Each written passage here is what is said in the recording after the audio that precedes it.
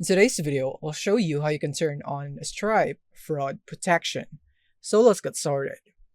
So it's easy. So now once you're here on Stripe, I'll show you how you could do this the updated way.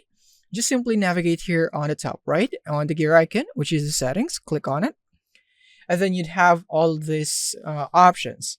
Now, you just simply want to go here onto Radar under product settings so you can manage fraud protection. So click on that.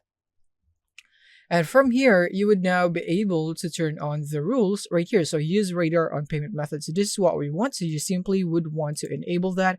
Make sure it is enabled just like this one. And once you're done is that you have now turned on Stripe fraud protection. And if you'd want to set up your rules and your team and security, then you can click here on team and security, and this is where you could do it. And yeah. So this is basically it on how you'd be able to turn on Stripe fraud protection. Thank you for watching and see you in the next one.